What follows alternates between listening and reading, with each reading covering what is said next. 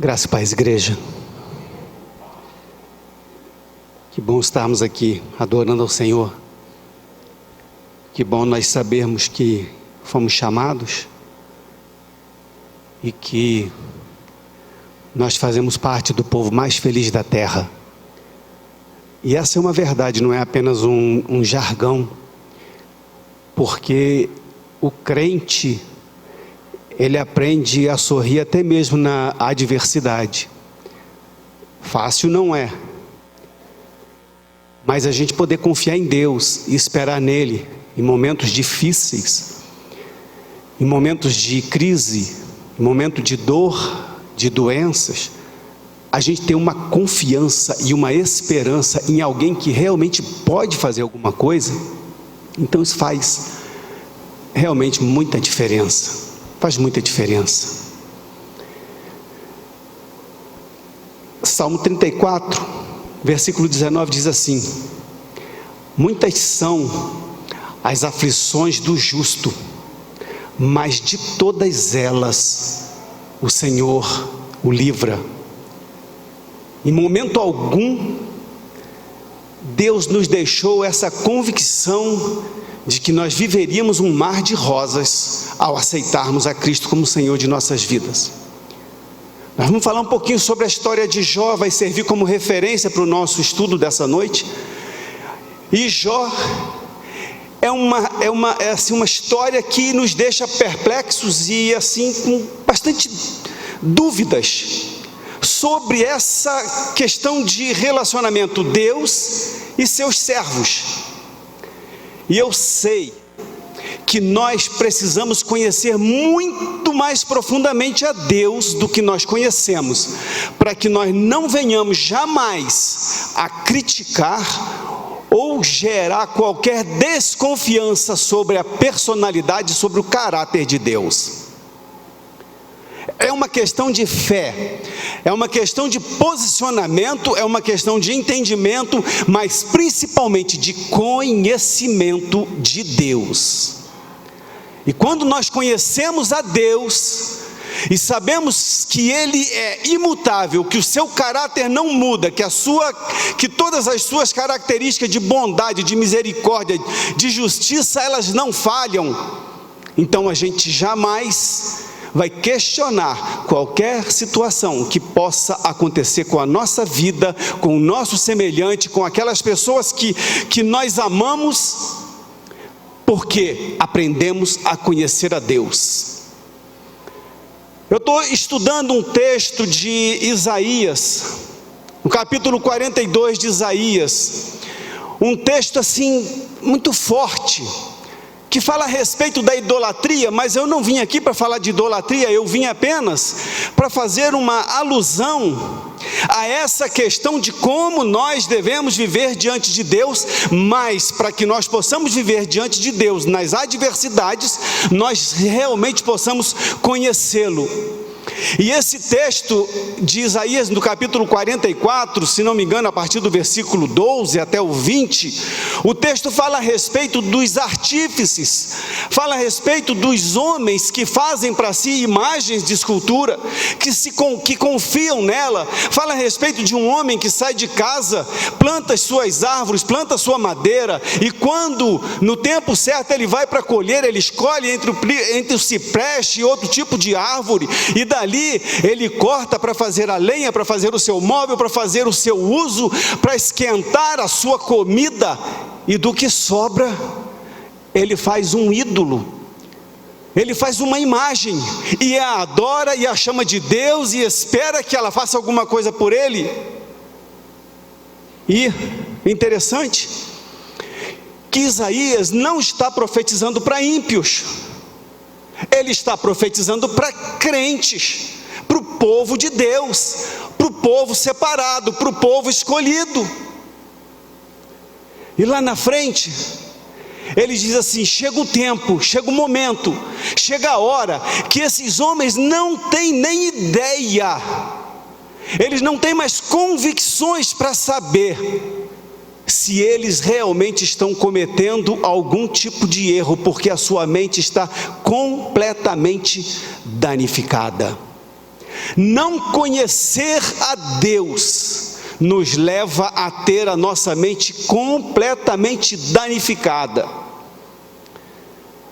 Quando nós não conseguimos nos colocar diante de Deus, no entendimento de quem Ele é, das coisas que Ele projetou para a nossa vida, do que Ele espera de nós, quais são os projetos dEle para a humanidade, então quando nós não conseguimos visualizar e entender os projetos dEle, nós começamos então a fazer coisas erradas, começamos a fitar em coisas erradas, começamos a esperar de Deus coisas erradas, começamos a pensar que os nossos projetos, que os nossos objetivos, que os nossos sonhos são diferentes dos sonhos de Deus para nós. E aí, queridos, nós começamos a passar tantas dificuldades, tantas lutas, tantas aflições.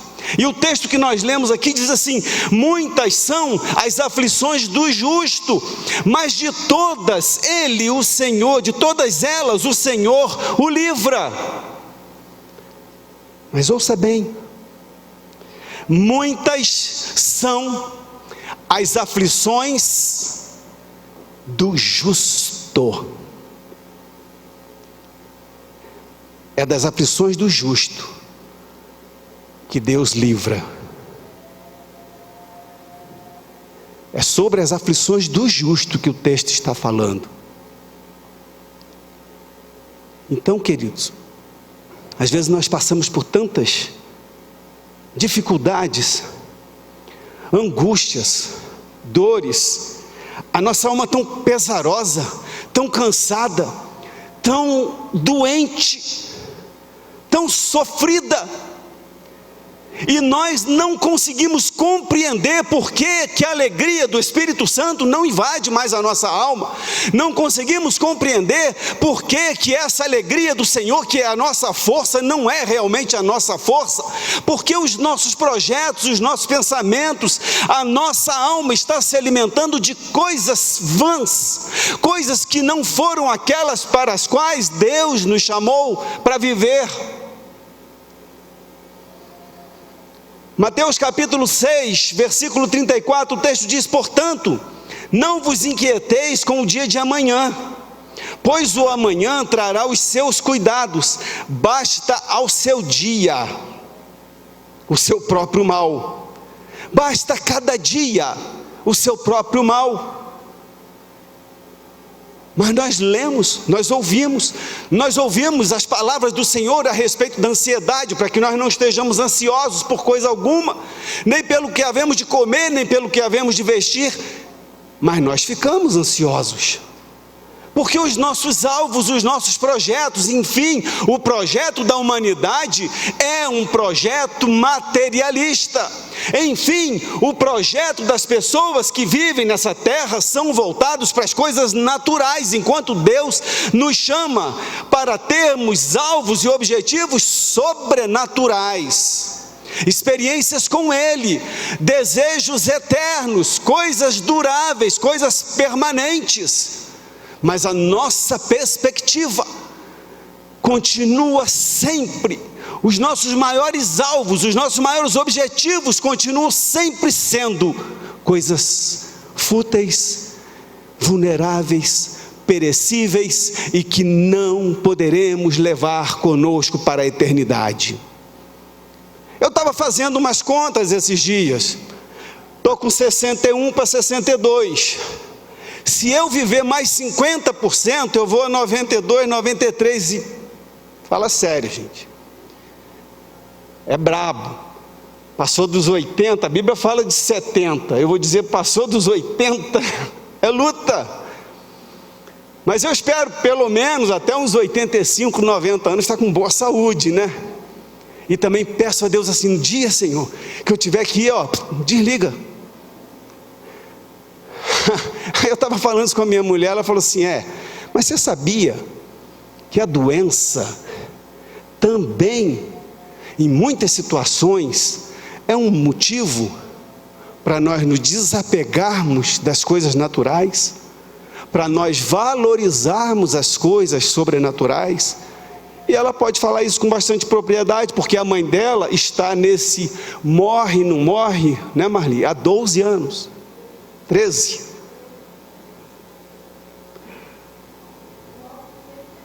Está há 3 anos no oxigênio, mas há 12 anos ela tem o tratamento exclusivo de todos os filhos, todos os dias, cuidando.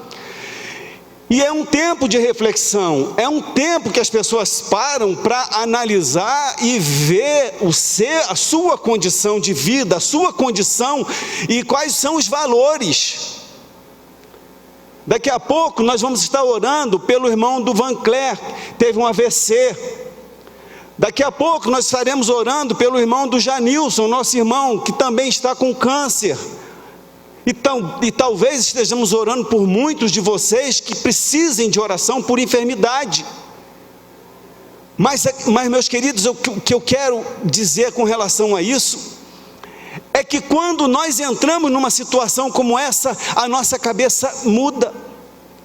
Há 3 ou 4 anos eu tive um AVC isquêmico, eu passei por uma situação desagradável, eu não podia imaginar aquilo na minha vida. E eu glorifico a Deus porque não tem nenhum sintoma, não fiquei com nenhum problema, mas foram alguns anos de muita reflexão, de muita preocupação, de muito pensamento sobre o que vale essa vida. Se nós não focarmos nas coisas espirituais, se eu continuar olhando para os talvez 30 anos que me faltem para viver, eu vou dizer assim, poxa, mas já vivi 60, só tem mais 30. A gente tem que aprender a ser grato a Deus, a glorificar a Deus, a entender o que fazer com esse nosso tempo, porque ele vai acabar. No dia que o meu neto tiver com a minha idade, certamente eu não estarei aqui. É engraçado, é duro, mas é verdade. A gente tem que pensar nisso.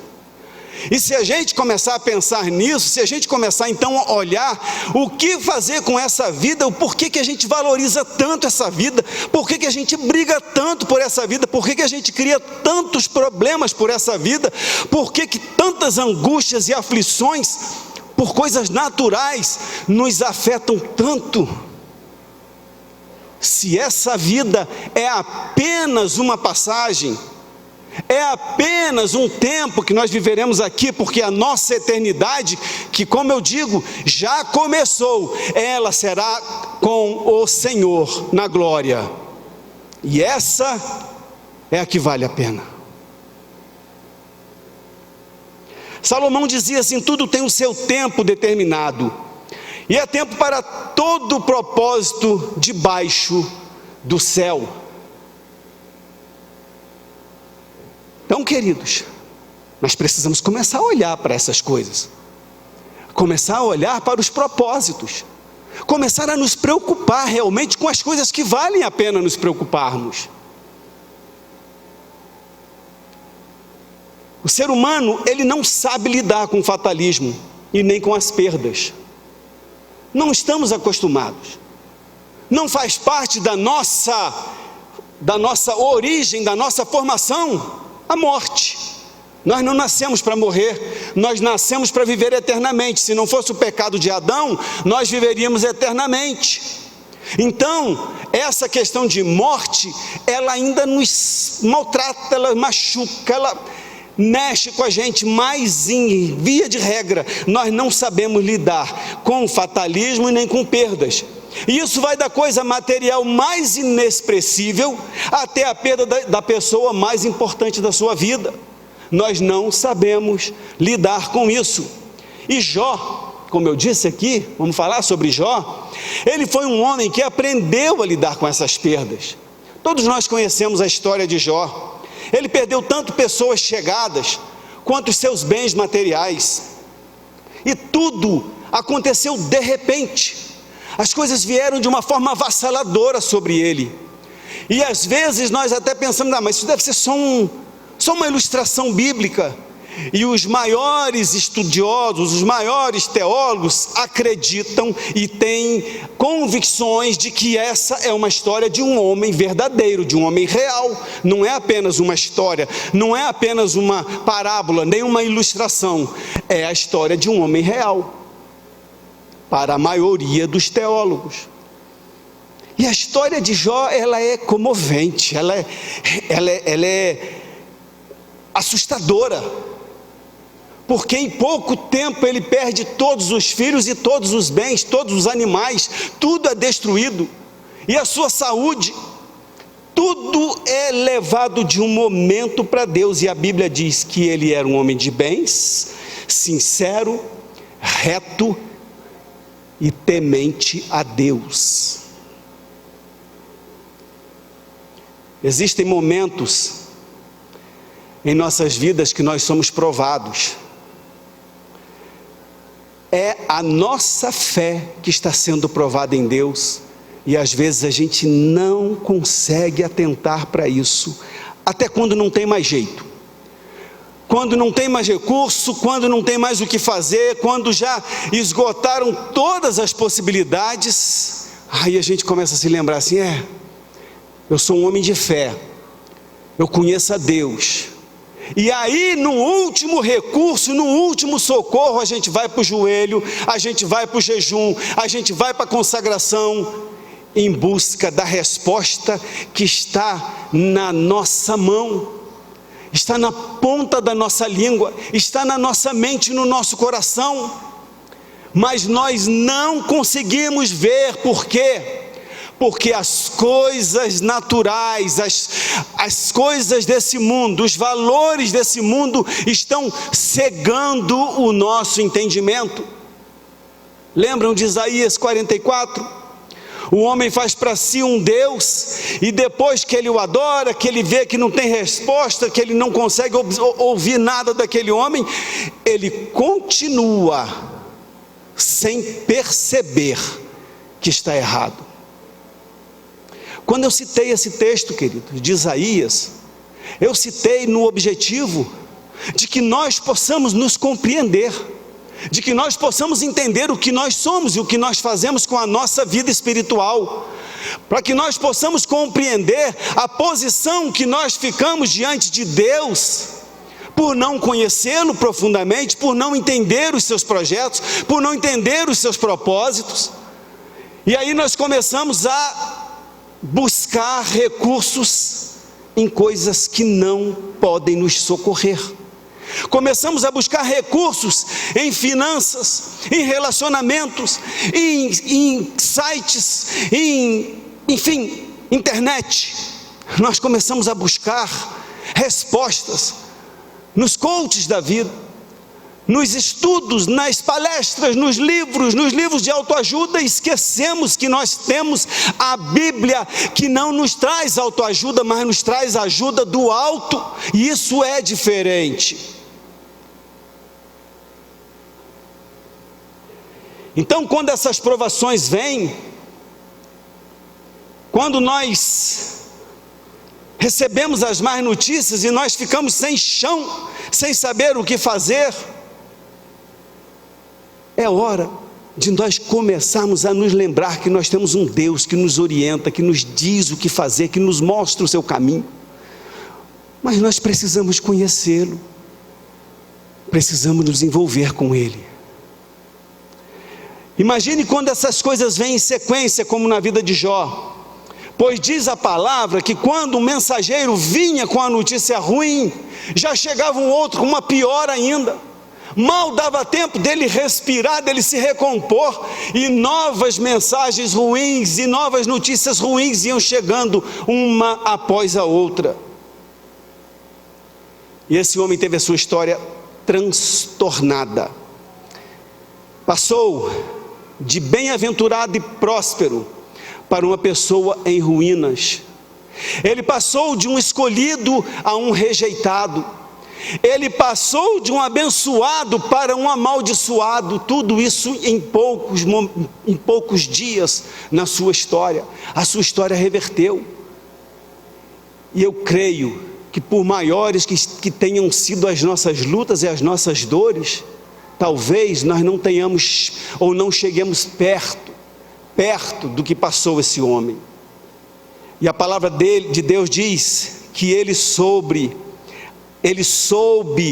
assimilar esse fatalismo e as perdas sem abandonar a Deus. O que a mulher dele diz: abandona esse teu Deus e morre. E eles dizem: como fala uma louca, falas tu, mulher. Passa por todas essas situações que eu sei que a maioria de nós não teria o que fazer, não saberia como reagir. E queridos,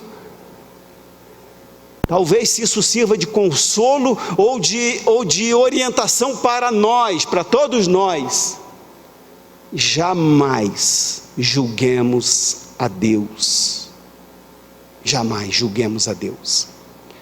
Se você não puder fazer isso por uma consciência e um entendimento e um conhecimento de Deus, faça pela ausência do conhecimento, dizendo: alguém me disse que eu não posso questionar Deus, até o dia que você possa ter a sua própria convicção, e você vai chegar a uma única convicção: não se questiona Deus.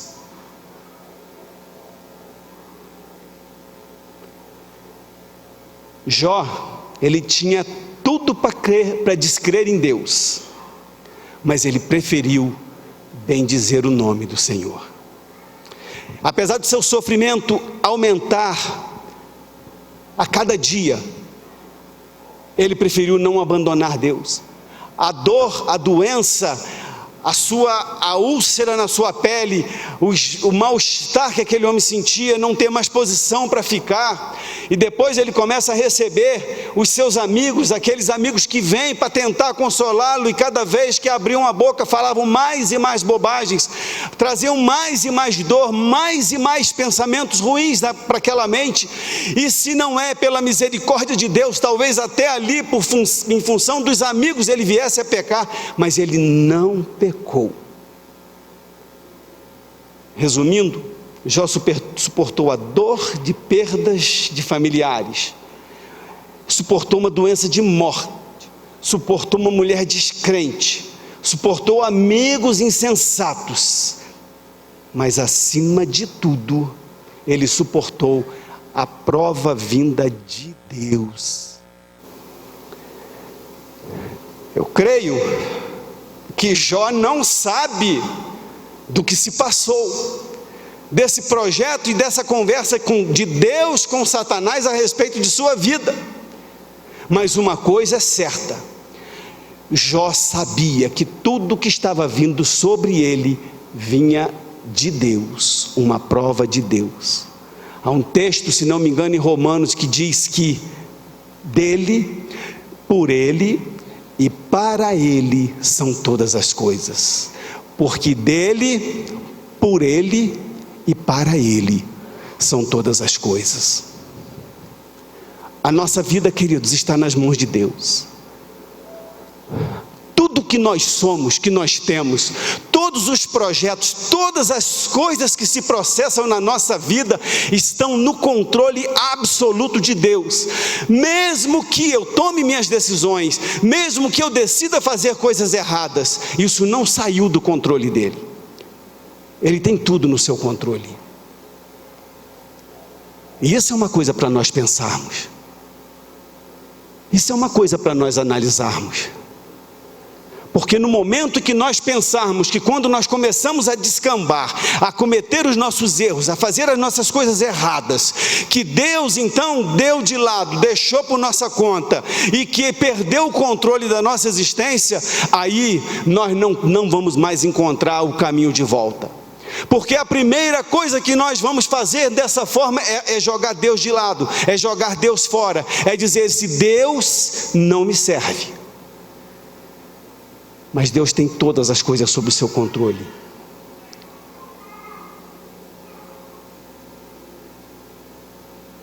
A vida, ela é cíclica. As coisas vão e vêm. Talvez se eu pegasse um de vocês, trouxesse aqui à frente e pedisse para dar o testemunho. Como foi sua vida? Como você se converteu? O tempo que você andou com Deus, o tempo que você caminhou com Deus, o tempo em que você se afastou de Deus, o tempo em que você desacreditou de Deus, e a forma como agora você está de volta para Deus, e que todas essas coisas que pareciam não ter mais fim, elas tiveram fim, elas voltaram ao normal. Passamos por crises e elas voltam ao normal. Então a vida, ela é cíclica, a gente passa por ciclos, e esses ciclos são uma série de acontecimentos que sucedem em um tempo determinado. E como disse Salomão no texto que nós lemos, tudo tem o seu tempo determinado, e há tempo para todo propósito debaixo do céu. Meditando na vida de Jó, nós podemos entender que não existe ciclo de vento contrário que dure para sempre. A história de Jó nos mostra isso. Mas aí a gente pode pegar alguns outros personagens. Pega, por exemplo, Davi. A história de Davi nos mostra isso. Davi foi ungido rei, e depois ele teve que fugir de Saul, depois ele teve que fugir de Absalão. Davi passou por uma série de situações difíceis. Davi, ele passou por um monte de ciclos na sua vida, de altos e baixos, mas ele jamais abriu mão de Deus, jamais duvidou de Deus, jamais deixou de ser um homem segundo o coração de Deus.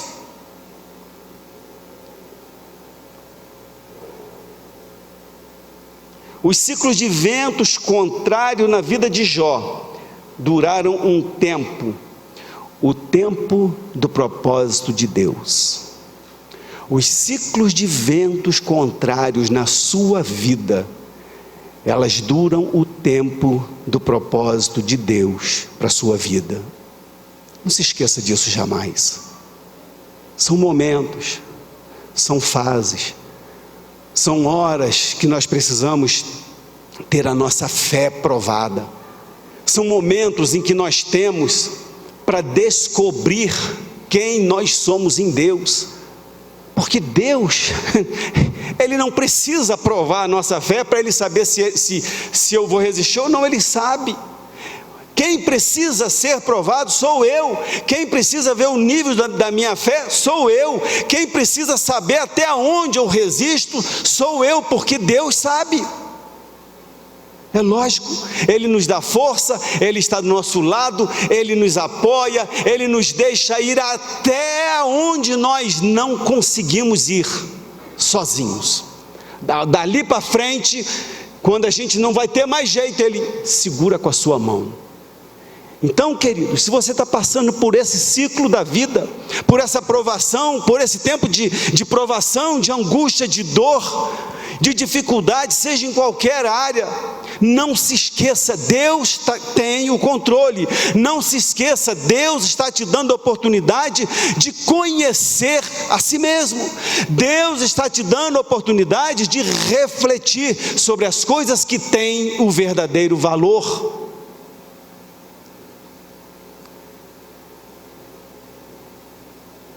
Para todo propósito existe uma prova. Muitas vezes a intensidade da prova de Deus é proporcional a essa fé que nós possuímos nele. Quanto maior a prova, maior é o propósito que Deus tem para a sua vida. Apesar das perdas que somos acometidos, a palavra de Deus diz: sabemos que todas as coisas cooperam para o bem daqueles que amam a Deus, daqueles que são chamados segundo o seu propósito. No final, Jó entendeu toda a história. No final, Jó compreendeu os projetos de Deus. A perda em si, no meio da prova, qualquer que seja, não significa derrota. E Jó não foi derrotado, apesar de todas as perdas. Ninguém, talvez, não haja uma história que mostre perdas maiores do que Jó, porque ele perdeu todas as coisas, todos os filhos, todos os bens, toda a sua fazenda, todos os animais, perdeu a saúde, mas não perdeu a fé, e ele não foi derrotado. teve perdas, mas não foi derrotado. Tenhamos perdas, queridos, mas não sejamos derrotados jamais. A nossa vida está segura nas mãos de Deus. Deus tem coisas tremendas para a nossa vida. Deus espera de nós uma vida de comprometimento, uma vida de conhecimento dEle. Oséias capítulo 6, versículo 3 diz: conheçamos e prossigamos em conhecer ao Senhor. É um contínuo, nós precisamos viver nessa continuidade de conhecimento de Deus, de envolvimento com Deus, de conhecimento da sua palavra, de conhecimento do seu caráter, de conhecimento do seu propósito, de conhecimento dos seus projetos e sonhos com relação à nossa vida. Talvez os nossos sonhos nos afastem de Deus, porque nós queremos coisas perecíveis, e os sonhos de Deus são para coisas eternas.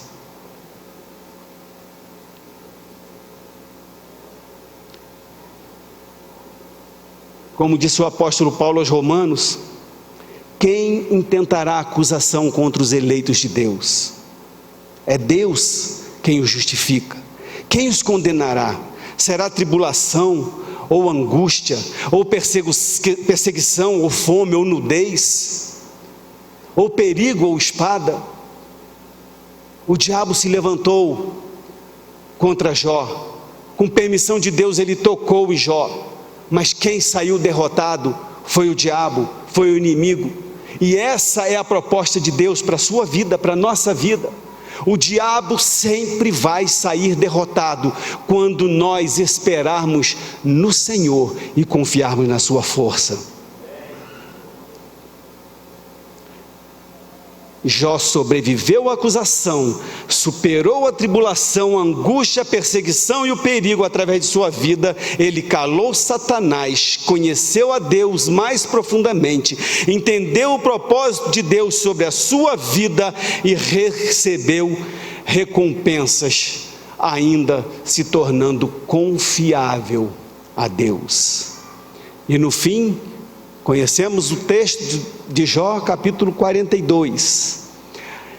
Ele tem a restituição em dobro de tudo aquilo que ele havia perdido. Essa não era a finalidade da história de Jó. Esse foi apenas um detalhe, apenas um simples detalhe, porque Jó já havia dito nas suas palavras, e eram de um coração: nu eu saí do ventre da minha mãe, e nu voltarei ao pó. É uma convicção, queridos. As coisas dessa vida não nos levam a nada. O apóstolo Paulo dizia assim: eu sei viver, aprendi a viver com os bens, e aprendi a viver na pobreza, na falta. O apóstolo Paulo disse que passou por várias e várias tribulações, mas nada o afastaria do amor de Deus. É convicção, é o que nós precisamos ter, é convicção do que é que nós queremos com a nossa vida.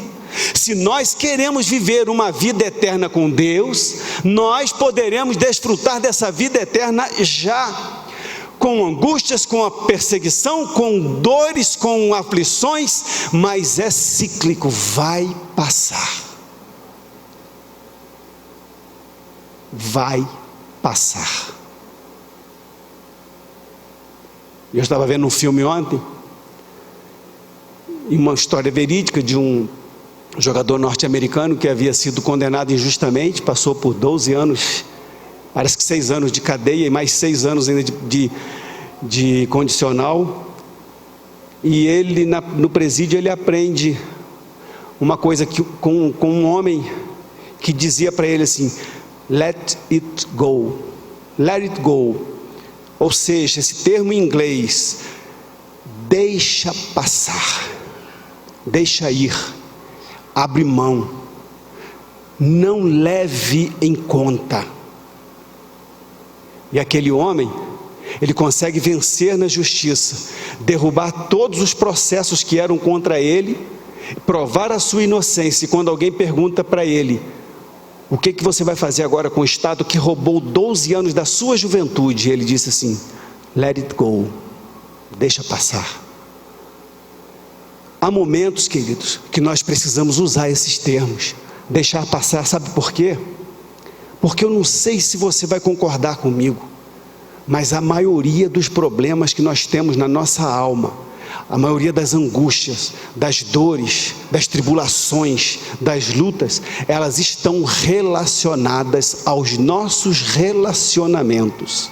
Seja no relacionamento comercial, conjugal, seja que tipo de relacionamento for, a maioria dos nossos problemas estão relacionados aos relacionamentos. E hoje, a resposta de Deus para cada um de nós: deixa passar, passa por cima, não leve em conta, esquece, deixa Deus fazer, porque Deus tem coisas muito melhores para nós do que essas coisas naturais sob as quais nós vivemos.